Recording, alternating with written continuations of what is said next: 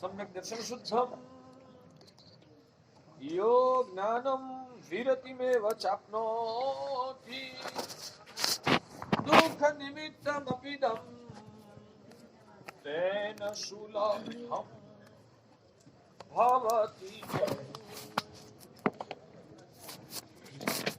भाग्यशालियों, अनंतकारी परम करुणा सागर तारक देवाधिदेव तीर्थंकर भगवंतों ने जगत के जीव मात्र के कल्याण के लिए धर्म शासन की स्थापना की है। भाग्यशालियों, इस जगत में सबसे बड़ा गुण किसको कहा जाता है? सबसे बड़ा गुण किसको कहा जाता है? हाँ, विनय गुण। सापेक्ष भाव से अलग अलग जवाब दे सकते हैं। परमात्मा अरिहंत प्रभु तीर्थंकर बने हैं, सामान्य जीवात्माएं तीर्थंकर नहीं बन सकते हैं, तो उसका कारण क्या है? तो शास्त्रकार भगवंत शास्त्रों में लिखते हैं, पर उपकार की भावना, पर उपकार की भावना, दूसरे को आगे लाने की भावना, दूसरे का भला करने के लिए अपना स्वार्थ को न्योछावर कर देने की भावना, ये जो उदात्त भावना है, ये जो उदात्त प्रकृति है, वो उदात्त प्रकृति जीवात्मा को तीर्थंकर बनाती। भगवान कहते हैं, जो भी इस भौतिक जगत में भी बड़ा वर्चस्व वाला साम्राज्य है, जैसे कि 6 खंड का मालिकी प्राप्त होना, बहुत सारे लोगों का बड़प्पन प्राप्त होना, वो कैसे होता है? तो भगवान कहते हैं, जो व्यक्ति दूसरे का भला चाहते हैं वो ही महान बन सकते हैं। हाँ, खुद का आत्मा का दोषों को मिटाकर अंदर से वैराग्य और वितराग दशा को प्राप्त करके केवल ज्ञान पाने वाला जीव मोक्ष में चला जाता है, मगर वो तीर्थंकर नहीं बन सकता। हजारों लाखों करोड़ों अब्जों लोगों से पूजनीय ऐसी अवस्था पाना है, लाखों करोड़ों लोगों का, अब्जों लोगों का नेतृत्व प्राप्त करना है, तो वो पुण्य नानी भगवान कहते कि परोपकार की भावना से, दूसरे का गौरव करने से, दूसरे को आगे लाने की भावना से वो पुण्य प्रकृष्ट पैदा हो। आज हमारे समाज में सबसे बड़ी ये दरिद्रता है कि हम लोग ज्यादातर स्वार्थ भावना और संकुचित मनोवृत्ति में फंसे हैं। आज हमारे जैन समाज की सबसे बड़ी ये व्यापक दरिद्रता है कि हम सब स्वार्थी बने हैं। मैं मेरा पुण्य कमा लूंगा, मैं मेरा धर्म कर लूंगा, मैं मेरा कर्तव्य निभा लूंगा, बस मेरा काम हो गया, मुझे पैसा मिल गया, मैं सुखी हो गया, मैं संतुष्ट हो गया, दूसरे का जो होना है वो होने दो। भाग्यशाली, ये बात को गंभीरता से हृदय पे लेना है, ये बात को हमें गंभीरता से हमारे हृदय पे लेना है। आज मैं भी ऐसा ही स्वार्थी बन जाता तो क्या? उपदान कराना, अभी गर्मी लग रही है, फिर भी 1 घंटा बोलना ही है।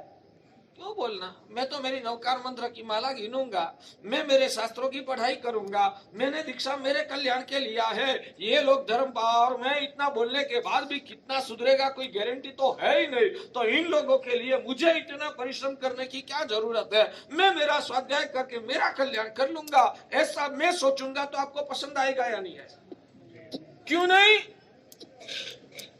ये मेरा फर्ज है, मेरा भगवान का ऋण चुकाने के लिए। हमेशा भगवान ने भी जगत के दूसरे जीवों के लिए कष्ट किया है, दूसरे जीवों के लिए परमात्मा ने उपदेश दिया है, दूसरे जीवों के लिए प्रभु ने साधना किया है। प्रभु ने जो भी किया है वो जगत के दूसरे जीवों का कल्याण के लिए उन्होंने ये सब किया है, तो हम उनके ही अनुयायी है। भाग्यशाली, तो हमारा संस्कार क्या होना चाहिए? हम उनके ही अनुयायी है, उनके ही सेवक है, उनके ही पथ पर हम चलने वाले हैं, तो हमारा कर्तव्य, हमारा संस्कार क्या होना चाहिए? बस हमेशा ये पदार्थ का स्वाध्याय करो। मैं मेरा स्वार्थ का त्याग करके मैं दूसरे की भलाई के लिए पुरुषार्थ करूंगा। मुझे तन की ताकत मिली है तो इस तन की शक्ति से मैं दूसरे को तन सहाय करूंगा। मुझे वैचारिक शक्ति मिली है तो मेरी वैचारिक शक्ति का दूसरे के कल्याण में मैं यूं उपयोग करूंगा। मुझे धन संपत्ति की शक्ति मिली है तो मेरी शक्ति का मैं जगत के जीवों की सेवा के लिए उपयोग करूंगा। भाग्यशाली। अब एक बात अभी याद आती है, वो बात आपको आज बताना है कि भाग्यशाली में कभी कभी एक उदाहरण देता हूं। मैं एक उदाहरण जगत में देता हूं, आपको गंभीरता से ये उदाहरण की नोंद लेना है। भाग्यशाली, एक पापा थे, पापा को 2 लड़के थे। एक लड़का 8 साल का था, दूसरा लड़का 12 साल का था। 8 साल वाला लड़का शायद 3री कक्षा में पढ़ता होता है ना। 8 साल वाला लड़का जो था वो 3री कक्षा में पढ़ रहा था। 12 साल वाला जो लड़का था वो 7वीं कक्षा में शायद पढ़ रहा था। अब पापा जो थे इतने व्यस्त रहते थे कि बच्चे की फी स्कूल में प्रिंसिपल को या मैनेजर को जमा कराने के लिए स्कूल में जाने का भी टाइम उनको नहीं मिलता। अब दोनों बच्चे एक ही स्कूल में पढ़ते हैं, दोनों का क्लास अलग अलग है। एक 3री कक्षा वाला, एक 7वीं कक्षा। अब पापा ने सोचा ये 100-150 रुपया की फी है, 150 रुपया की ये फी है, मैनेजर को, स्कूल का जो भी मैनेजर होता है उनको जमा कराने का है। पापा ने सोचा ये 150 रुपया बच्चा के ही हाथ में दे दूं तो वो जमा करा देगा। फी किस बच्चा की है? छोटे बच्चा की, 3री कक्षा में जो पढ़ता है ना, उस बच्चा की फी भरने का है। पापा किसके हाथ में देंगे? बड़े बच्चे के, बड़े लड़का के हाथ में देंगे ना। क्यों? फी किसकी है? फी किसकी है? भाग्यशाली, बहुत गंभीरता से सुनना है ये उदाहरण आपको। फी किसकी है? 3री साल वाला बच्चा की है, 3री कक्षा वाला बच्चा की है। और हाथ किसके हाथ में देते हैं? मुझे समझ में नहीं आया, फी छोटा बच्चा की है तो वो रुपया बड़े बच्चे के हाथ में क्यों देना, वो मेरे समझ में नहीं आता है। मैं भी छोटा ही था, 10 साल की उम्र में दीक्षा ले लिया, इसलिए ये सब बातें हमको तो कैसे समझ में आएगी। आप तो समाज के, संसार के, दुनिया के अनुभवी है, तो मुझे ये नहीं जम रहा है कि पापा छोटा बच्चा की जो फी के रुपये है वो बड़ा बच्चा के हाथ में क्यों देते हैं, मेरी समझ में नहीं आया। भाग्यशाली, उसका कारण क्या? समझदार भी है, जवाबदार भी है करके छोटे बच्चे से। अच्छा, आपको क्या कहने का? छोटे से बड़ा ज्यादा जिम्मेदार है। जिम्मेदार नहीं, फी बस छोटा की है। ये फी जिसकी भरना है वो छोटा बच्चा की भरना है, तो बड़े बच्चे को क्यों दे? हाँ, ऐसा कहो महाराज साहेब, वो छोटा बच्चा जो है ना वो नादान है। छोटा बच्चा जो है वो अपरिपक्व है, अभी कच्चा है, अभी उसकी समझ शक्ति और परिपक्वता का विकास नहीं हुआ है। उसके पैमाने में 7वीं कक्षा वाला बच्चा थोड़ा परिपक्व है। ठीक है, तो पापा ने बड़े बच्चे के हाथ में रुपया दिया। पापा ने बड़े बच्चे के हाथ में रुपया दिया, ठीक है ना? फिर से याद कर लो, किस लिए दिया है? छोटे बच्चे की फी भरने के लिए दिया है, वो ध्यान में रखना। अब बड़े बच्चे के हाथ में 150 रुपया आ गया, वो घर में से बाहर निकला, आज तो मजा आ गई। 150 रुपया हाथ में आया है ना, आज तो स्कूल में जाना नहीं है, जहाँ चकडोल में घूमना होता है ना, वहाँ 10, 20, 30 रुपया का यूज करके चकडोल में मजा लूंगा। बाद में थोड़ा 120 रुपया बचेगा तो उसमें से 50 रुपया का आइसक्रीम की दुकान में जाके आइसक्रीम खा लूंगा और थोड़ी मजा कर लूंगा, मजा आएगा। आज तो 150 रुपया हाथ में आ गया। और बच्चा वैसा करेगा तो आगे का परिणाम क्या आएगा? भाग्यशाली, आप मुझे बताइए। तो आगे का परिणाम क्या आएगा, आप मुझे बताइए।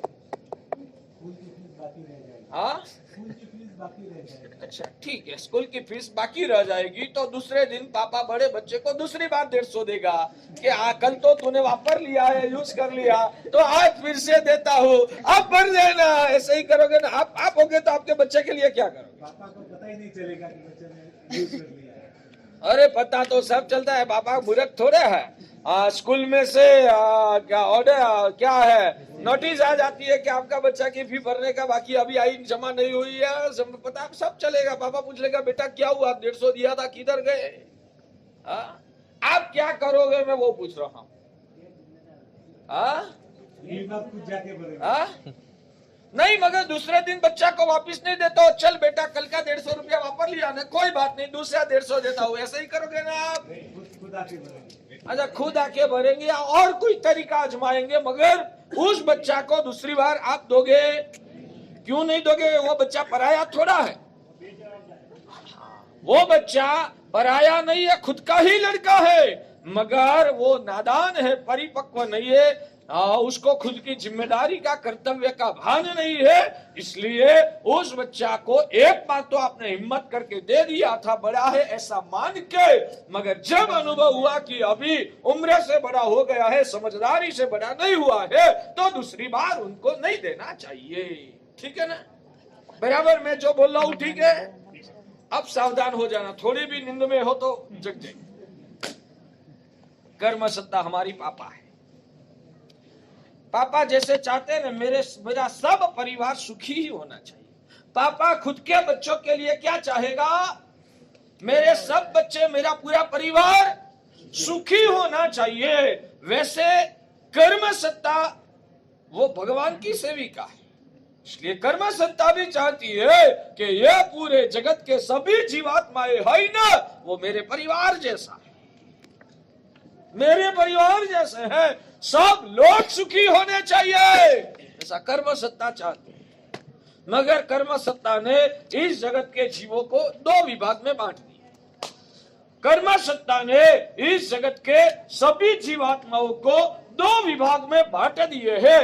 बहुत सारे लोग छोटे बच्चे जैसे है, नादान है, अपरिपक्व है, पुण्यहीन है, पुण्यहीन है, पुण्य उनका बहुत कम है, इसलिए कर्म सत्ता ने लिखा कि ये नादान बच्चा जैसे है। हाँ, इन लोगों को भी सुखी करना तो है ही, मगर उन लोगों में समझदारी नहीं है, परिपक्वता नहीं है, विवेक नहीं है, सदुपयोग कैसे करना वो समझदारी आवड़त उन लोगों के पास नहीं है। तो इन लोगों को भगवान ने मंद पुण्य वाले, यानी कि आपकी परिभाषा में गरीब लोगों की अवस्था में उन लोगों को रख दिया, छोटे बच्चे जैसे। और जिन्होंने पहले कुछ धर्म किया था, जिन्होंने पहले कुछ पुण्य किया था, कुछ भगवान की आज्ञा का पालन किया था, कुछ परोपकार का सुकृत किया था, उनको लायक समझकर कर्म सत्ता ने बड़े बच्चों की कैटेगरी में रख दिया। इतना तो समझ में आता है ना। अब बाद में कर्म सत्ता ने सोचा कि ये पूरी दुनिया के सभी जीवात्माएं ऐसे तो मेरे ही परिवार है ना, सभी को सुखी करना है, मगर सुख समृद्धि सभी लोगों के हाथ में दे देना वो उचित नहीं है। इसलिए कर्म सत्ता ने जिन्होंने पिछले जन्म में कुछ पुण्य किया था ना, उन लोगों को बड़े बच्चे जैसा कुछ मात्रा में परिपक्व मानकर समझकर आप बड़े लोगों को, यानी कि आज जो लोग सुखी दिखते हैं, उन लोगों को बड़े बच्चे के रूप में गिनकर आप लोगों को संपत्ति देनी। ये संपत्ति वो छोटा बच्चा की फी जैसी संपत्ति है। यह जो संपत्ति है वो छोटे बच्चे की फी जैसी संपत्ति आपके हाथ में मैं देता हूं। कर्म सत्ता ऐसा कहती है कि मैं ये धन संपत्ति आप बड़े बच्चे जैसे आपके हाथ में मैं ये संपत्ति देता हूं। ये संपत्ति आपको किस लिए दिया जाता है? समझ में आता है आपको? ये मैं वास्तविक बोलता हूँ, ये कोई सिर्फ कल्पना है ऐसा मत समझना। शास्त्रों की पढ़ाई करके उसके पर जो अनुप्रेक्षा किया, चिंतन किया, और या तो गुरु की कृपा से जो समझ अंदर से उजागर हुई और जो महसूस हो रहा है ना, वो मैं आपको बता रहा हूँ। आपको सिर्फ कान से सुन के संतोष मानना नहीं है, अंदर से आपकी आत्मा हिल जानी चाहिए, आपकी सोच में परिवर्तन आ जाना करना चाहिए, आपको अंदर से आपका कर्तव्य की समझदारी प्रकट हो जानी चाहिए और अब से मुझे मेरे जीवन में क्या परिवर्तन लाने की आवश्यकता है वो समझ के जीवन में सुधार लाने का संकल्प और सुधार लाने का पुरुषार्थ आपको करना है भाग्यशाली। तो कर्म सत्ता ने जो धन संपत्ति आपको दिया है वो किस लिए दिया है भाग्यशाली? परोपकार बरोपकार की बात छोड़ो, परोपकार करना होता है तो उसमें भी घमंड आ जाता है, परोपकार करना होता है तो उसमें भी घमंड आ जाता है। सिर्फ परोपकार की बात मत करो। कर्म सत्ता ने मुझे बड़ा बच्चा के रूप में दिखकर ये दुनिया के गरीब जो लोग हैं, जो छोटे बच्चे जैसे, उन लोगों का जीवन को निभाने के लिए, उन लोगों की सुखाकारी की परिपूर्ति करने के लिए, उन लोगों को संभालने के लिए कर्म सत्ता ने दिया है कि इतनी 50 लाख रुपया, 2 करोड़ रुपया, 5 करोड़ रुपया, तेरी जैसी कैटेगरी और तेरी जितनी कैपेसिटी, उस हिसाब से मैं तुझे इतना देता हूं। मगर पापा ने जब बोला ना, तब बच्चा बस खेलने में उसका मन था, इसलिए हाथ लंबा कर रुपया तो हाथ में ले लिया, मगर पापा ने जो कान में कहा ना वो भूल गया। आप लोगों की हालत ये है बादशाह, आप लोगों की हालत ये है। ये रुपया आपको मिला है, किस लिए मिला है? आपके मुंह से मुझे सुनना है, किस लिए मिला है भाग्यशाली? बोलिए। कोई चाहते नहीं है, आपकी फर्ज आपको करना है। कोई चाहे या न चाहे वो आपको दिखना ही नहीं है। हम चाहे तो ही आप हमको गोचरी में रहेंगे ना, हम चाहेंगे तो ही आप हमको गोचरी में रहेंगे, या हम नहीं चाहे तो भी भक्ति से वे रहोगे। गुरु महाराज चाहे कि मुझे रोटी चाहिए तो देना, नहीं चाहे तो नहीं देना ना। गुरु महाराज चाहे मुझे कपड़ा पात्रा चाहिए तो ही देना ना। गुरु हाँ, बहुत सारे लोग ऐसा कहते हैं, गुरु महाराज कोई खप हो तो लाभ दो। बहुत सारे भक्त लोग अज्ञानता की वजह से हमारे सामने रिक्वेस्ट करते हैं, गुरुदेव कोई खप है तो लाभ दीजिए। आपको ऐसा थोड़ा पूछना है आपको खप है या नहीं। आपको खप हो या आपको खप न हो, मुझे क्या लेना देना। मुझे तो आपकी भक्ति करना है, तो मुझे तो इतनी ही विनंती करना है, गुरुदेव कुछ तो लाभ देना ही पड़ेगा। गुरु महाराज कहेंगे मुझे खप नहीं। गुरु महाराज खप है या नहीं वो आपका विषय है, मुझे क्या लेना देना, मुझे तो लाभ चाहिए। समझ में आता है? बहुत सारे लोग पूछते हैं गुरु महाराज कोई खप है? भाई खप है ऐसा पूछने का तुझे क्या अधिकार है? महाराज साहब कोई खप है, तुझे खप है या नहीं है वो पूछने का तुझे क्या अधिकार है? उनको खप हो या उनको खप न हो वो उनकी आत्मा जाने। मेरी तो एक ही रिक्वेस्ट है, गुरुदेव मुझे कुछ लाभ दीजिए। समझ में आता है भाग्यशाली? हाँ, अब पूछने का तरीका में बदलाव आएगा ना। आपको खप है ऐसा नहीं पूछना, हमको तो विनंती करना है, गुरुदेव कृपा करो।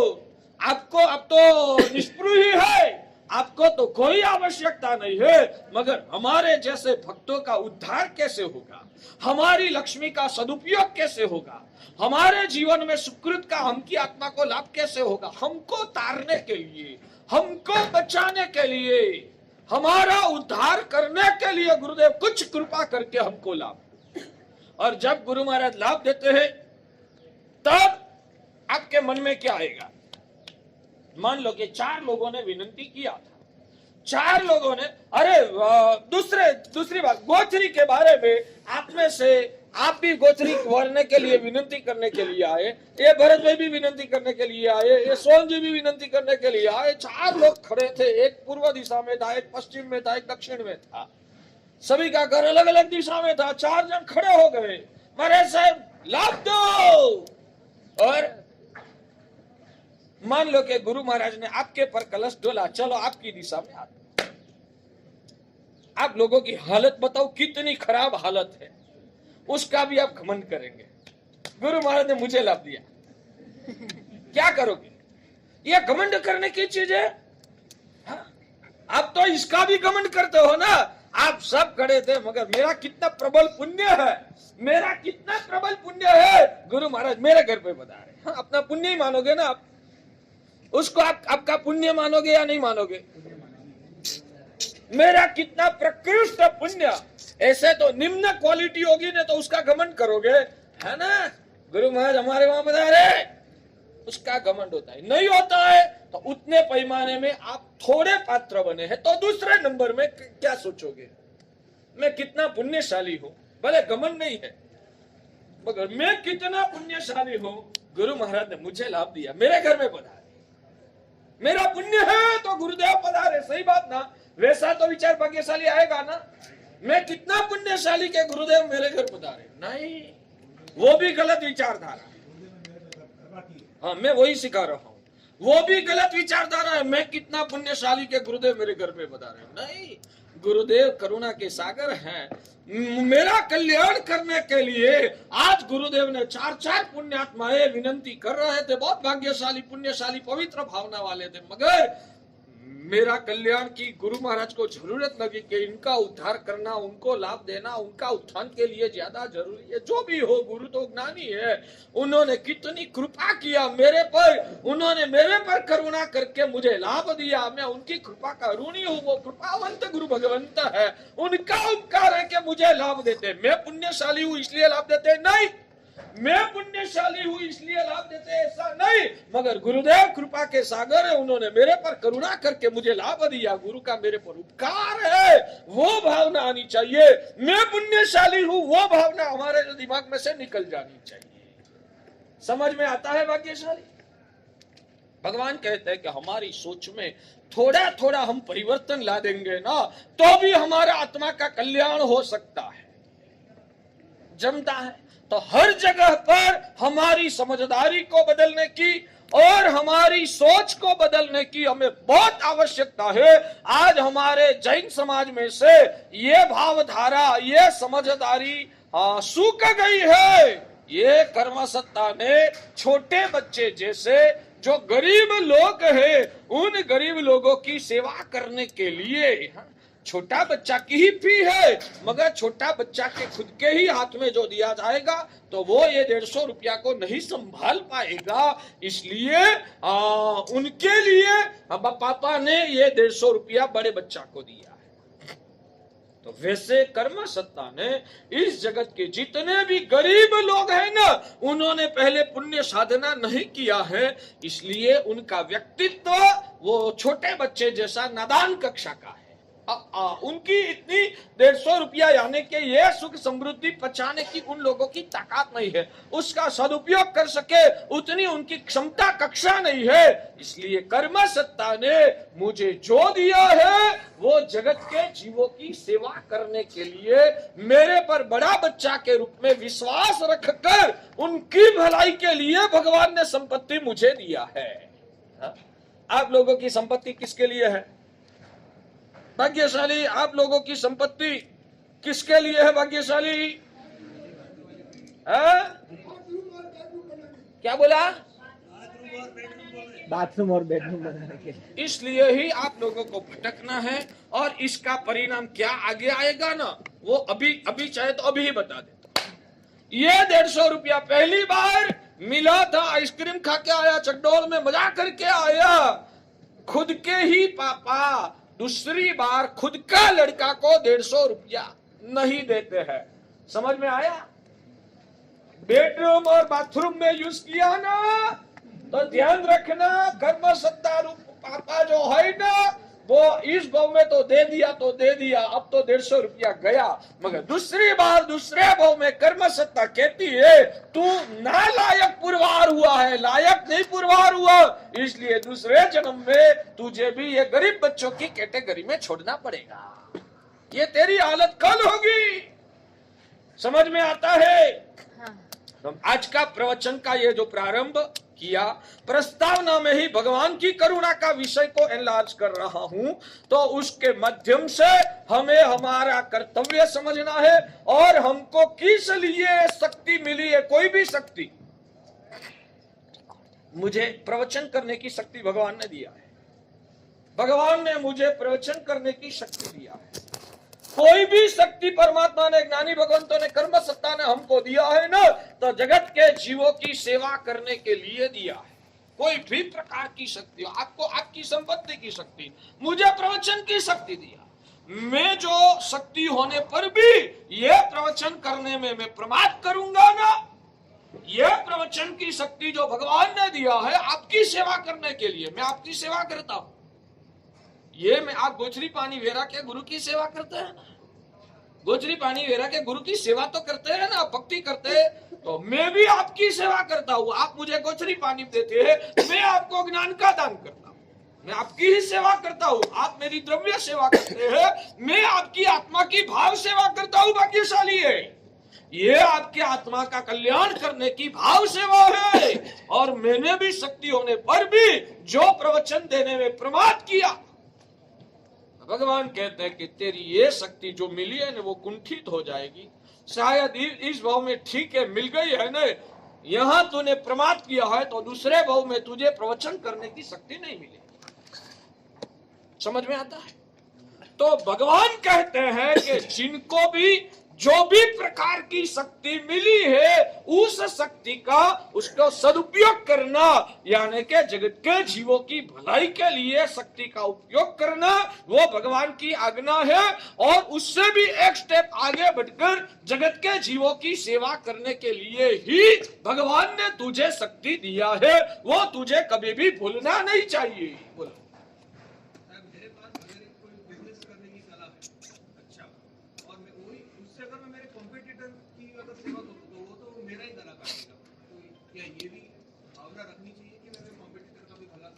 हमारे वहां 360 अबू शेठ ने बनाया सादर में, अबू शेठ करके एक उत्तम क्वालिटी के श्रावक आपकी ही पूर्व परंपरा में हुए हैं, आपकी ही पूर्व परंपरा श्रावक संघ में कितने साल पहले, करीबन लगभग 600-700 600-700 600 साल पहले हमारे गुजरात की धरती की ये बात।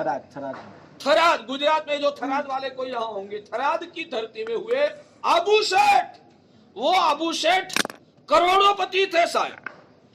वो अबू शेठ ने मन में था ना, ये सब मेरे साधर्मिक है, इन सभी के सहाय से ही भगवान का शासन टिकने वाला है, तो ये सब पुण्यात्माएं समृद्ध होने चाहिए। कितने समृद्ध? मैं जिस लेवल पे हूं उसका 10% लेवल तक आके अटक जाने चाहिए। मैं जिस लेवल पे हूं, यानी कि मेरे पास 1 करोड़ है तो उन लोगों के पास 10 लाख की प्रॉपर्टी होनी चाहिए। 10 लाख की संपत्ति होगी तो वो लोग खाने पीने में मजा से जिंदगी जी पाएगा, मगर मेरे जैसा तो नहीं ही होना चाहिए। ठीक ऐसा ही सोचा था ना अबू शेठ ने। समृद्ध बनाना है, साधर्मिक की भक्ति भी करना है, इसलिए गरीबी में से 10 लाख तक आ जाना चाहिए, मगर उससे आगे नहीं बढ़ने चाहिए। वो आप लोगों की साधर्मिक भक्ति, वो आप लोगों की साधर्मिक भक्ति की विकृतियां है। मैं कटाक्ष में बोलता हूं, आपको इशारा करने के लिए अबू शेठ ने सोचा मेरे भगवान का उपासक है ना, वो कैसा होना चाहिए, मिनिमम मेरे से भी आगे बढ़े तो और खुशी, वो उनकी भावना थी। शायद मेरे से आगे नहीं बढ़ेगा ना तो भी मेरे लेवल का तो होना ही चाहिए। ऐसे कितने व्यक्ति को मेरे जैसे बनाना है? 1 2 4 5 6 10 15 20 25 कितने लोगों को मेरे जैसे लेवल का बनाना? उन्होंने शास्त्र में लिखा है कि साल भर का 360 दिन होते हैं, 1 साल का 360 दिन होते हैं, तो मिनिमम 360 लोग मेरे जितने ही समृद्ध होना चाहिए। आप लोगों को वास्तव में कहूं ना तो अदृश्य शक्ति पर और पुण्य के पर आप लोगों को विश्वास ही नहीं होता है। जो व्यक्ति सद्भावना से, प्रकृष्ट भावना से ऐसे इस प्रकार से साधर्मिकों की भक्ति करता है ना, भगवान कहते हैं कि उनका पुण्य ही इतना तगड़ा हो जाता है, शायद साधर्मिक को अपने जैसे ही, अपने जितने ही सक्षम बनाने की भावना से, शास्त्रों में ऐसा लिखा है कि भव्य आत्मा को तीर्थंकर नाम कर्म भी उपार्जन हो सकता है। संभवनाथ भगवान नाम कर्म। अच्छा, मुझे वो एग्जैक्ट ध्यान में नहीं है। संभवनाथ भगवान को तीर्थंकर नाम कर्म जो निकाचित हुआ वो इस भावना से हुआ। संभवनाथ भगवान जो हमारे तीसरे भगवान है, वो संभवनाथ भगवान को तीर्थंकर नाम कर्म निकाचित हुआ, वो इस भावना से निकाचित हुआ है कि मेरे साधर्मिक सब समृद्ध होने चाहिए, एक भी साधर्मिक गरीब या कमजोर नहीं रहना चाहिए, मेरे से भी आगे बढ़े तो वो दिख दिख के जिनको ज्यादा खुशी होती है, भले मेरा पुण्य इतना ये मैं यहाँ अटक गया, मगर ये सब जो पुण्यशाली है और मेरे से भी आगे बढ़ेगा तो भगवान का शासन ही मजबूत होगा ना। अच्छी बात है, सब अच्छे आगे बढ़ने ही चाहिए। वैसी निर्मल भावना से भगवान कहते कि ऐसा पर्व कल्याण की साधर्मिक की भक्ति की भावना वालों को तीर्थंकर नाम कर्म तक भी पुण्य निकाचित हो सकता है। ये जो सम्यक समझता है न, उनको ही ये भाव, ये ईर्ष्या का परिणाम, जलन का भाव दिमाग में से निकल जाता है। जो ऐसी भावना वाले होते हैं उनको अच्छे ही मिलते हैं। जो मन में दानत खराब रखता है न, जो अपने मन में संकुचित भावना रखता है, उनको ही अच्छा नहीं मिलता है। रखो ना, उसका आगे का जो देखना है वो मैं देख लूंगा। आप ऐसे भी अच्छी भावना से शुभ सोचने का शुरू कर दो, अंदर का कचरा आपको आप ही भगवान की कृपा से निकल जाएगा। सब कर्म को तोड़ना ही है ना। पहले का कर्म है तो आप दुकान में जाते ही नहीं है ना, पहले का कर्म है तो आप दुकान में जाते ही नहीं है ना, क्या करते हो? पहले का कर्म है तो डॉक्टर के जवाब, मैं आपको पूछता हूँ बुखार आया किस वजह से आया? पहले का कर्म था इसलिए बुखार आया, या पहले का कर्म नहीं था इसलिए बुखार आया? पहले का कर्म की वजह से बुखार आया तो डॉक्टर के पास नहीं जाना ना। जहाँ अपना संकुचित भौतिक स्वार्थ है ना, वहां तो भगवान का शास्त्र को हम अभ्राही पे चढ़ा देते हैं, और जहाँ हमें कुछ करना नहीं है ना, वहीं भगवान के वचन याद आते हैं हमको। समझ में आता है?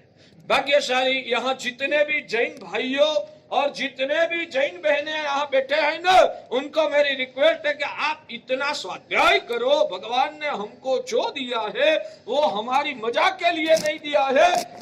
मेरे जगत के जो गरीब लोग हैं या तो और साधर्मिक वगैरह जो भी है, उन लोगों की सेवा करने के लिए भगवान ने बड़े बच्चे के रूप में हमको स्थान देकर ये जगत का जीवों की सेवा के लिए दिया है। बहुत अज्ञानी लोग ऐसा मानते हैं मेरे पुण्य से मिला है, मेरी मजा करने के लिए मिला है, मेरे पुण्य से मिला है, मुझे मजाक करने के लिए मिला है। वैसा बहुत सारे अज्ञान लोगों की विकृत समझ है। आपके पुण्य से मिला है वो बात मुझे मंजूर है, मगर आपको भोगवने के लिए मिला है वो बात मंजूर नहीं है। बड़े बच्चा को 150 रुपया मिला, उनकी लायकात से मिला है वो बात मंजूर। बड़े बच्चा को 150 रुपया उनकी लायकात की वजह से मिला है वो बात मंजूर, मगर उनको खुद को मजाक करने के लिए नहीं मिला है। बड़े छोटे भैया की फी भरने के लिए मिला है। दोबारा रिटर्न करता हूँ, बड़ा बच्चा को जो मिला वो उसकी लायकात की वजह से ही मिला है। छोटा बच्चा में वो 150 रुपया संभालने की लायकात ही नहीं है। बड़ा बच्चा में लायकात है इसलिए मिला है, बड़ा की लायकात के लिए ही मिला है, मगर उनकी मजाक के लिए नहीं मिला है, छोटा बच्चा की फी के लिए मिला है। वैसे आपको भी जो संपत्ति मिली है वो आपका ही पुण्य से मिली है, मगर आपको भोगवने के लिए नहीं मिली है, जगत के जीवों की सेवा करने के लिए मिली है। ये सत्य दिमाग में आपको बराबर बिठाना जरूरी है। ठीक है? जमता है भाग्यशाली? बिल्कुल।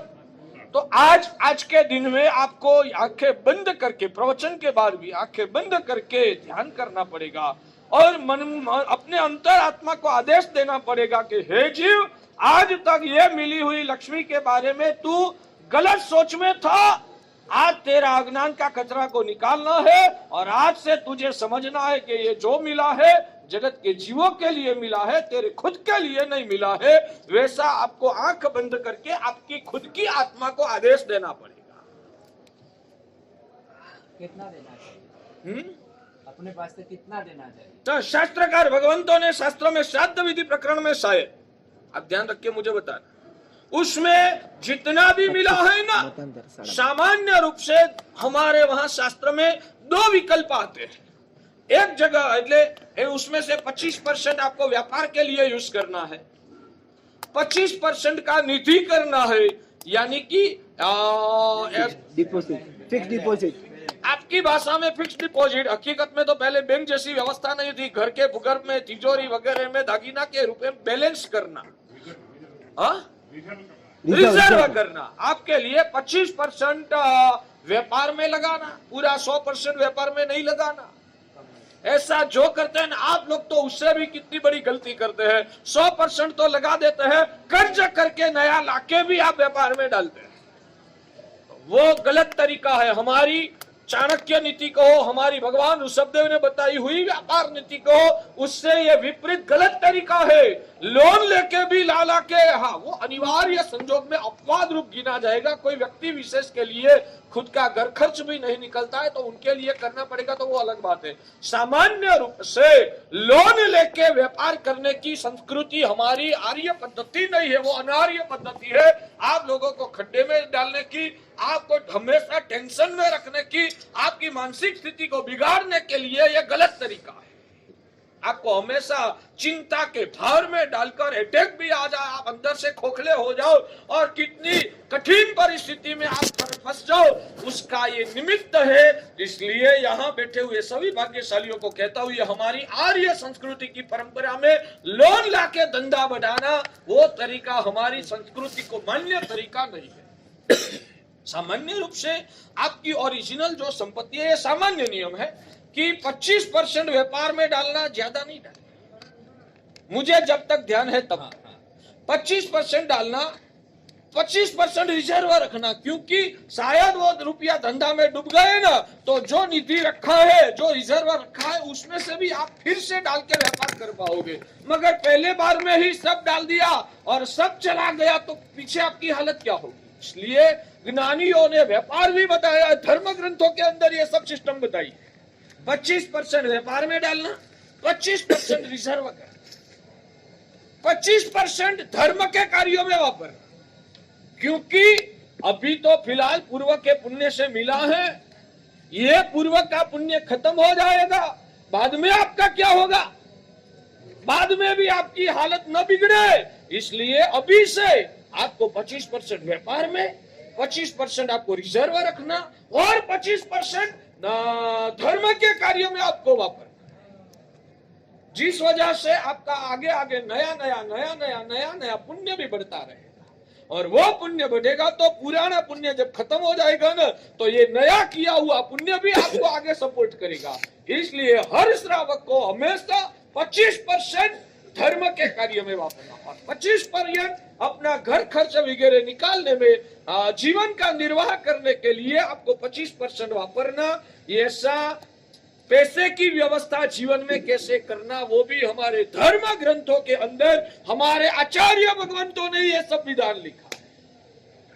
तो सामान्य रूप से 25% की बात आती है, कोई कोई जगह पर मिनिमम 10% धर्म में वापरने की बात। तो दोनों में से सही क्या? मैं भी सोचने लगा था, कोई कोई जगह पर लिखते हैं कि 25% वापरना है और कोई कोई जगह पर लिखते हैं कि 10% धर्म में वापरना है। आपको मन में विचार में गड़बड़ होती है कि इसमें से सत्य क्या समझना, सत्य क्या समझना। एक जगह पर लिखा 25% वापरना, दूसरी जगह पर लिखते हैं मिनिमम 10% वापरना, तो क्या करना? बोलो, 10% वापरना या 25% वापरना है? ये सामान्य जनरल नियम है। ये जो नियम बताया गया है वो जनरल नियम है। जनरल नियम में क्या है कि आपकी स्थिति अच्छी है, आपकी स्थिति जो अच्छी है, वेल सेट है आप, तो आपको 25% धर्म में वापरना। आप कमजोर है, आप गरीब है, आपकी स्थिति इतनी ठीक नहीं है, तो आपको तो भी 10% तो वापरना है। आपकी स्थिति कमजोर है, निर्बल है, तो भी 10 लाख वाला भी है और 10 करोड़ वाला भी हाँ, है, हाँ, 25% यूज नहीं कर सकता। हाँ, 10 तो 25% यूज कर सकता है। तो जो ठीक व्यवस्थित स्थिति संपन्न है उन लोगों को 25%, जो गरीबी की रेखा में कमजोर है, उनके लिए भगवान कहते हैं तेरे को 25% नहीं वापरना। कितनी असीम करुणा मेरे भगवान की, आप देखो तो सही, भगवान की कितनी असीम करुणा और कितनी दीर्घ दृष्टि है। भगवान परम दयालु है। ऐसा नहीं मेरा धर्म का खाता जितना आया उतना मैं ले लूंगा, भगवान ऐसे नहीं है। भगवान परम दयालु, भगवान कहते हैं कि सामान्य से तेरी स्थिति अच्छी हो ना तो 25% खर्च करना है। वो भी क्यों? हमारा धर्म का व्यापार चलाने के लिए। परमात्मा परम पवित्र भावना के स्वामी है। वो भावना, स्वार्थ भावना परमात्मा में, ज्ञानियों में नहीं होती। तेरा पुण्य बढ़े तो जन्मांतर में या तो इस भाव में भी तेरा पुराना पुण्य खत्म हो जाए, बाद में तेरी परिस्थिति बिगड़े नहीं, इसलिए आगे के लिए अभी से ही तुझे थोड़ा थोड़ा पुण्य पैदा करते रहना है, इसलिए तुझे धर्म में वापरना है। मगर वही भगवान ने बता दिया तेरी स्थिति नहीं है ना, 25% नहीं खर्चना। भगवान मना करते, सामने से अटकाते हैं। तेरी स्थिति इतनी अच्छी नहीं है ना तो तुझे 25% नहीं वापरना, मगर 10% तो वापरना है। तू गरीब है तो भी 10% वापर। तू गरीब क्यों है? तू आज गरीब क्यों है? पुराना पुण्य का बैलेंस तेरे पास नहीं है, इसलिए तू गरीब है। हाँ? कर्ज है तो क्या नहीं, कर्ज करने की बात नहीं है। जिनको कर्जा हो गया है उस व्यक्ति को पर्सनली मुझे आके मिलने, ये जाहिर में निवेदन करने का बात नहीं है, मैं जनरल निवेदन करता हूं। जिनको खुद को कर्जा है उनको पर्सनली उनकी स्थिति में से बाहर कैसे निकलना, उसको मैं प्राइवेट टाइम दूंगा, प्राइवेट मीटिंग आपके लिए। प्राइवेट हमारे लिए तो हम अब जो पति आते हैं ना तो ही वो ही प्रेम से हम उनको जमीन पे ही बैठाते हैं। हमारे पास अब जो पति आता है ना तो अभी उतने ही प्रेम से हम उनको हमारे सामने जमीन पे ही बिठाते हैं। और हमारे सामने कोई कर्ज वाला गरीब भिखारी आ गया ना, उतना ही पास में उनको उतना ही प्रेम से हम बिठाते हैं। ये हमारा साधनामय जीवन, हमारा चारित्र धर्म भगवान ने दिखाया हुआ हमारा ये भाव है। हमारे लिए सब समान, सभी को हम प्रेम करें। तो बात यह है कि कर्ज हो गया, यानी कि आप कफोड़ी हालत में गिर गए हैं, तो आपके लिए प्राइवेट स्पेशल मीटिंग मिलेगी और आपको स्पेशल मार्गदर्शन दूंगा। मगर जनरल नियम अभी जनरल पब्लिक के लिए दिखा रहा हूं कि आपकी ताकत है तो आपको 25% सदव्यय करना, आपकी ताकत नहीं है, आप कमजोर हैं तो भी आपको 10% का तो खर्च करना है। आप आज गरीब क्यों है? पुराना पुण्य का बैलेंस आज आपके पास नहीं है, इसलिए तो आप गरीब हैं। पुराना पुण्य का बैलेंस आपके पास आज नहीं है, इसलिए तो आज आप गरीब हैं। और नया पुण्य भी पैदा नहीं करोगे तो आगे की हालत क्या होगी? इसलिए अभी भूखा रखकर पेट पे पाटा बांध के भी 10% तुझे धर्म करना ही चाहिए। तेरे लिए कहता हूँ, मैंने अक्की पेट के प्रवचनों में कहा था, आज यहाँ भी कहूंगा।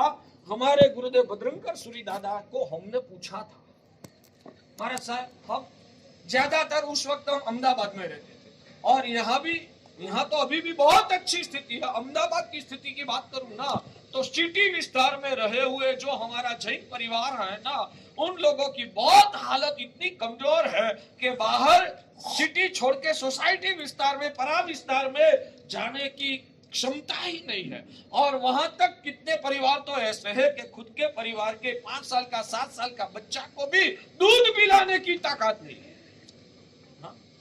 आप लोगों को ये सब परिवारों की चिंता होती है भाग्यशाली। बस मैं तो हर महीने में 1,00,000 1,50,000 कमा लेता हूँ, मेरा अगर मजा से चलता है, मैं लीला लहर करता हूँ, मेरे भगवान के शासन की हालत क्या है वो चिंता करने का आपको विचार भी आता है भाग्यशाली। बहुत आप गलत कर रहे हैं, आपकी फर्ज आप लोग चुक रहे हैं।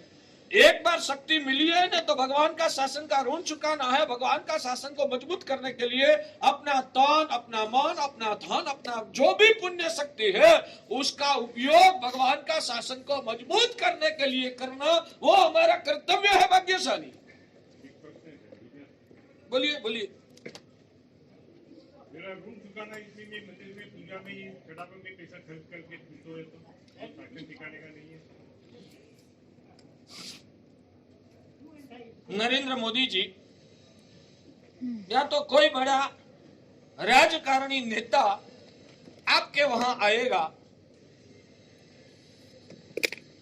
उनको खिलाना वो आपका कर्तव्य है या नहीं?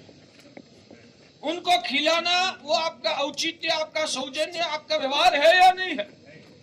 मेरा एक प्रश्न ये है कि आपने वो राजनेता को आमंत्रण दिया था, मेरे घर पे शादी का प्रसंग है, आप जरूर आना। आपने आमंत्रण किसको दिया है? नेता को दिया है ना। अब नेता आया, अकेला आएगा, उसके साथ 5-15 लोग साथ में आएंगे, साथ में आएंगे। मैंने तो आपको ही आमंत्रण दिया है, मैं आपको ही खिलाऊंगा। आसपास वाले जो 15 लोग आए उसको मैंने थोड़ा आमंत्रण दिया है, मैं उनको नहीं खिलाऊंगा, तो क्या होगा? गलत हो जाएगा। तो किसको खिलाना चाहिए? सबको खिलाना। मैं देव द्रव्य में ही दूंगा, दूसरे को नहीं दूंगा तो भी गलत। मैं मंदिर में नहीं आपदा देता हूँ, भंडार में नहीं डालता हूँ, मैं तो गरीब को ही देता हूँ, मैं तो साधार्मिक को ही देता हूँ, मैं मंदिर में नहीं बनता हूँ, तो वो भी गलत, वो भी गलत। दोनों प्रकार के लोग हमारे समाज में जीवन जीते हैं। कितने लोग ऐसे हैं, मुझे तो भगवान में आस्था है, देव द्रव्य में कहो तो 5 लाख रुपया दे दूंगा, गरीबों के लिए, साधार्मिकों के लिए, गुरुकुलों के लिए, जिन शासन को जहां जहां सेवा की आवश्यकता है, कोई विहार धाम बनाना है, कोई भी वयावच में देना है, जहां जहां श्री संघ को जरूरत है, मैं तो देव द्रव्य मेरे लिए सर्वश्रेष्ठ है, मैं तो देव द्रव्य में ही दूंगा, उसमें प्रकृष्ट पुण्य होता है, मैं तो उसमें ही आस्था रखता हूँ, और क्षेत्रों में मुझे इंटरेस्ट नहीं। वो एक गड़बड़ कर रहा है। नेता को खिलाऊंगा, साथ में आए हुए 15 लोगों को नहीं खिलाऊंगा, उनके जैसी उनकी मानसिकता है, समझ में आता है? तो वो जबरदस्त गड़बड़ कर रहा है। और समाज में ऐसे भी लोग हैं, मंदिर को क्या जरूरत है, मैं उसको नहीं देता हूँ। क्या राजनेता को आप उनको जरूरत है इसलिए आप खिलाते हो? राजनेता जो आता है उनको खुद के घर में खाने का नहीं मिलता है इसलिए आप खिलाते हो? वो भूखा है, उनको क्यों खिलाते हो? मिठाई की रोज रोटी बनाते थे, आज वो आया तो आप गुलाब जामुन बनाते हो। क्या उनके घर में उनको गुलाब जामुन खाने का नहीं मिलता है इसलिए आप दयादान करते हो? बहुत सारे लोग ऐसे बोलते हैं, मंदिर को कहाँ जरूरत है। बहुत सारे अज्ञान लोग ऐसा बोलने वाले हैं, मंदिर में तो करोड़ों रुपया पड़े, मंदिर में जरूरत कहाँ है, इसलिए मैं नहीं देता हूँ। मेरा प्रश्न यह है कि मंदिर को जरूरत है इसलिए देना है कि मेरे हृदय में अहोभाव भक्ति है इसलिए देना है?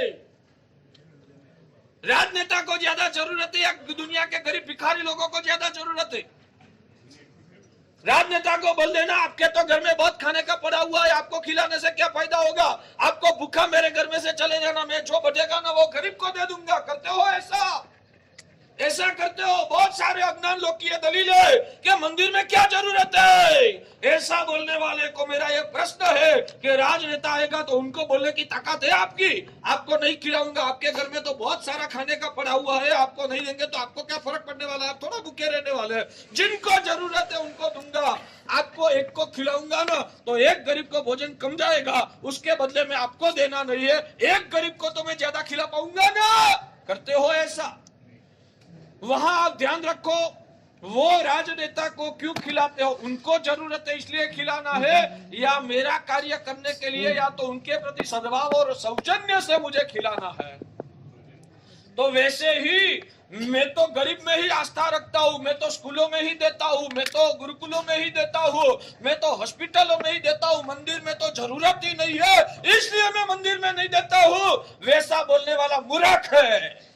भगवान को जरूरत है इसलिए नहीं देना है, मेरे हृदय में भगवान के प्रति भक्ति भाव है ना, और भगवान से राजनेता तो क्या है, कुछ नहीं, भगवान जगत के नेता है ना, इसलिए मैं उनकी भक्ति करता हूँ। उनको जरूरत है या उनको जरूरत नहीं है वो हिसाब मेरे चौपड़े में है ही नहीं। मुझे तो भक्ति है और प्रभु जगत का कल्याण करने वाला है, श्रद्धा बहुमान से मैं उनके प्रति आस्था रखकर उनको देता हूँ। पूछना है किसी को कुछ?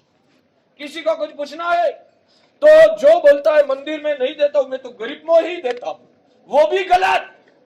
जो ऐसा बोलता है मैं तो मंदिर में नहीं देता हूं, मैं तो गरीब में ही देता हूं, वो भी गलत है। और जो बोलता है मैं तो मंदिर में ही देता हूं, गरीब गरीब में मैं मानता नहीं हूं, उनका नसीब नहीं है तो नहीं मिला, मैं क्या करूं, मैं तो भगवान को ही दूंगा, भगवान की कृपा से मिला है, मैं दूसरे को नहीं देता हूं, वैसा मानने वाला भी गलत। राजनेता को भी खिलाना पड़ता है, उनके साथ भले आमंत्रण दिए बिना आ गए 15 लोगों को भी खिलाना ही पड़ता है। वैसे देव द्रव्य में भी देना चाहिए और जगत में जहां जहां जरूरत है, शासन की उन्नति और भव्य जीवों का कल्याण है, वहां सब जगह पर देना चाहिए। पूछना है किसी को कुछ? हाँ, क्या बोला?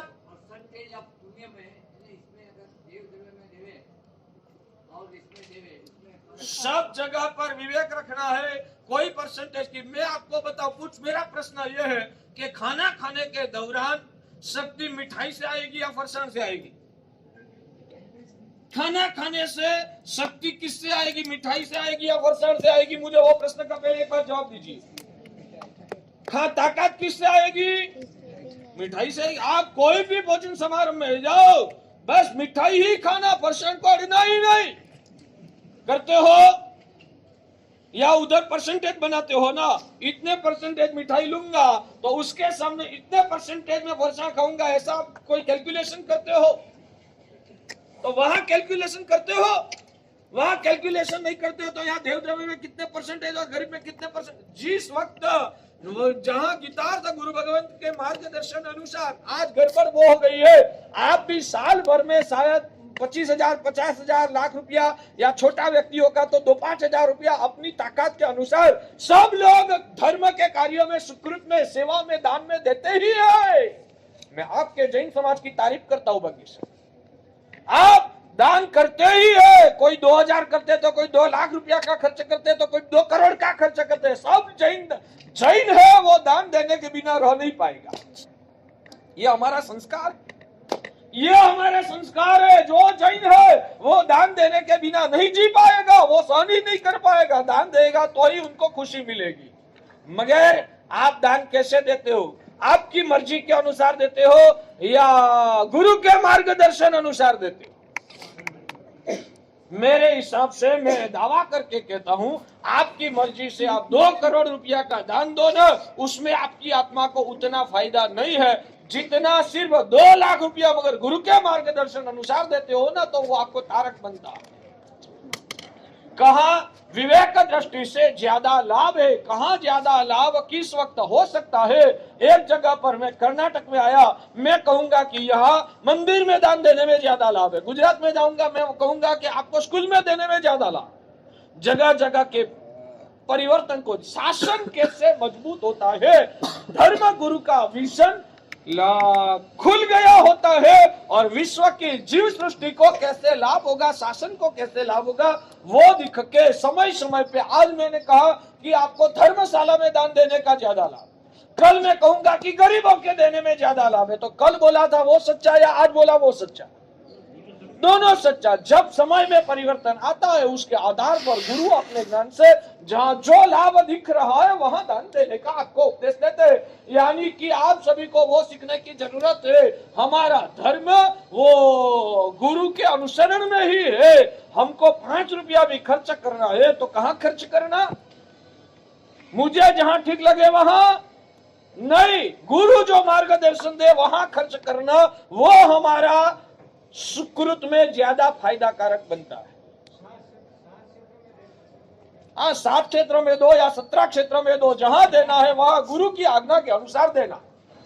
जो भी क्षेत्रों में गुरु को पूछ लेना, गुरुदेव अभी आज आपको मन हुआ कि मुझे 2-5 हजार रुपया या 1-2 लाख रुपया या 5-15 लाख रुपया खर्चना है, गुरुदेव मैं तो अज्ञानी हूं, भगवान की कृपा से मिला है, सद्व्यय करना है, मूर्छा तोड़ना है, इतना मुझे क्या करना, कुछ दान देना है। गुरुदेव कहाँ देना? तो गुरुदेव अभी बताएंगे कि आप यहां से 25 किलोमीटर दूर एक ऊपर से 15 उधर दे दो। आज वो बताए, या तो बताए कि यहाँ जो गरीब लोग हैं ना उनको दे दो। 4 महीना के बाद आप वापिस आए, गुरुदेव फिर से कमाया हूं, फिर से देना। ये उस वक्त गुरु बोलेंगे इस वक्त आप मंदिर में दे दो। हमारे से पहले तो आपने गरीबों को देने का बोला था ना, आज मंदिर में। तो सच में श्रेष्ठ लाभ कहाँ है? तो गुरुदेव कहते हैं कि पिछली वक्त तूने मंदिर में दिया होता ना तो कम लाभ होता, उस वक्त गरीब को देने में ज्यादा लाभ था। 4 महीने के बाद आज जो परिस्थिति खड़ी हुई है उसमें तो मंदिर में देगा ना तो ज्यादा लाभ है, गरीबों को देगा तो कम लाभ है। यानी कि हर वक्त को एक ही तराजू से हम परिस्थिति को नहीं तोल सकते हैं। परिस्थिति का बदलाव और ज्ञानी गुरु की जो दृष्टि होती है, दृष्टि के आधार पर जब जो उचित लगे उस जगह पर वो यूज करना। यानी कि आमिल खाते में ऐसा भी नहीं, मंदिर जी में ऐसा भी नहीं, पाठशाला में ऐसा भी नहीं, साधन में भक्ति में ऐसा भी नहीं। हर जगह पर जिस समय गुरु को जो उचित लगे उधर दान देना गुरु का आदेश के अनुसार दिया हुआ 100 गुना फलीभूत होता है, जमता है। तो भाग्यशाली, आज से आपको सोच में क्या परिवर्तन लाना है? भगवान ने मुझे जो दिया है मुझे, मगर मेरे लिए नहीं दिया है, जगत के जीवों की सेवा के लिए। छोटे बच्चे जैसे जो गरीब लोग हैं मेरे के, उनके लिए भगवान ने मुझे दिया है। 11:15 पर +5 हो गई है, फिर भी एक उदाहरण में अलग से दे देता हूं, वो जरूरी है, क्योंकि आप इतना ही मत समझ के बैठ जाओ कि गरीबों के लिए। हाँ, बात बीच में मैंने जिस लिए जो बात खोली थी ना, वो बात साइड पे हो गई। छोटे महाराज ने याद दिलाया। हमने हमारे गुरुदेव को पूछा था, गुरुदेव ये अहमदाबाद में, हाँ अहमदाबाद की गरीबों की बात में से बात है, साधर्मिक भी कोई पिछले कर्म की वजह से गरीब हो सकते हैं, तो वो सिटी से बाहर तो नहीं जा सकते हैं, मगर परिवार में रहे हुए 5 साल के 7 साल के बच्चे को पूरा दूध भी नहीं पिला सकते। ऐसी हालत हमारे साधर्मिक परिवारों की आज है। और भगवान कहते हैं कि ऐसे साधर्मिक परिवार इस जगत में जिंदा होते हुए भी जो जलसा करते हैं, जो मजा करते हैं, संसार के सुखों में आनंद लेते हैं, भगवान कहते हैं कि उनका हृदय निष्ठुर है, वो आत्मा कठोर है। उस आत्मा को भारी कर्म का बंध होता है, क्योंकि अपने साधर्मिक भाइयों की वो चिंता नहीं करता है, इसलिए वो अपराधी है। हमने गुरुदेव को पूछा कि गुरुदेव गोचरी वेरने के लिए जाते हैं, मगर बीच बीच में कोई घर ऐसे होते हैं, हमको पता है, हम रोज वेरने के लिए जाते हैं, इसलिए पता है कि ये घर की हालत क्या है। गुरुदेव उन पर अमुक परिवार ऐसे है कि जो अपने बच्चे को 200 ग्राम दूध भी नहीं पिला सकते। तो गुरुदेव गोचरी वेरने के वक्त उसके घर के पास से जाना होता है। हमको ऐसा लगता है कि उनके वहां जाएंगे, उनकी खुद की स्थिति नहीं है, तो वहां जाएंगे तो उनको भार पड़ेगा, तो क्या करना। गुरुदेव ने हमको बताया उनके घर पे पहले जाना। गुरुदेव ने बताया उनके घर में पहले जाना, उनका घर छोड़ना नहीं। एक श्रीमंत का घर बीच में आ गया, छोड़ दोगे तो चलेगा, मगर वो गरीब परिवार का घर को छोड़ना नहीं। उनके घर में रहने के लिए जरूर आपको खप नहीं है, गोचरी जरूरत से ज्यादा आ गई है, तो भी जाना। हमने पूछा गुरुदेव क्यों? गुरुदेव ने बताया, सुनो, ये आज गरीब क्यों है? उसका पुण्य कच्चा है। आज गरीब क्यों है? उसका पुण्य कच्चा है, इसलिए गरीब है। तो अब वो सक्षम कब होगा? वो सक्षम समृद्ध कब होगा? जब उनका पुण्य बढ़ेगा तो वो समृद्ध होगा। उनका पुण्य बढ़ेगा कैसे? वो साधु को दान देगा ना, तो उसका पुण्य बढ़ेगा। वो साधु को दान देगा तो उनका पुण्य बढ़ेगा। इसलिए अपन को गोचरी पूरी आ चुकी है ना, तो भी उनके घर जाना और आधी रोटी लेना। एक रोटी पूरी नहीं लेना, आधी रोटी लेना। या तो दूध लेना है ना, उनके घर में 200 ग्राम दूध है ना, उनको बोलना कि तू चमची से वेरा, तपेली ऐसे नहीं मोड़ना, तू चमची से वेरा। उनके चमची से 1-2 चमची जितना दूध लेना, 2 बूंदे दूध लेना, मगर लेना।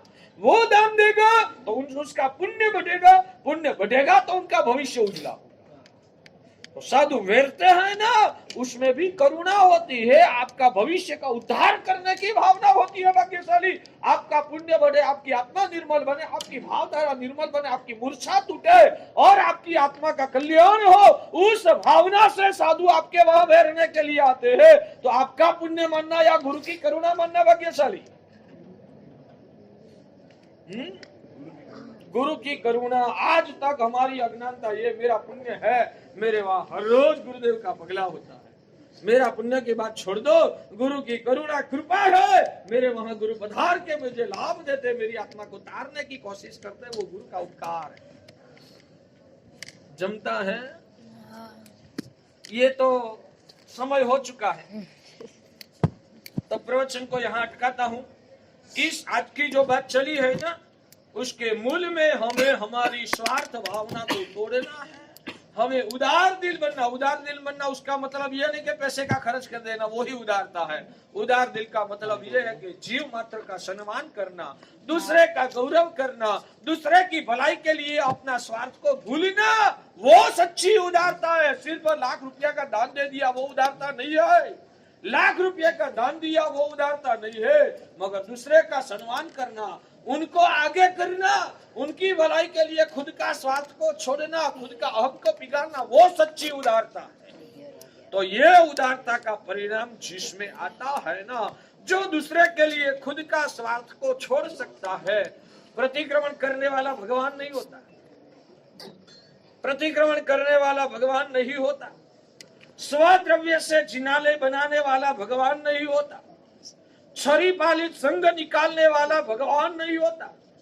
जो दूसरे के लिए खुद का स्वार्थ को छोड़ता है और खुद का स्वार्थ को छोड़ के दूसरे की भलाई के लिए जो पुरुषार्थ करता है वो भगवान होता है। तो ऐसे दयालु परमात्मा ने सम्यक दर्शन पाने के बाद वो भावना किया था, जो होवे मुझे शक्ति ईशी सभी जीव करो शासन रसी, एक भी जीव को बाकात नहीं रखना, सभी का कल्याण करना।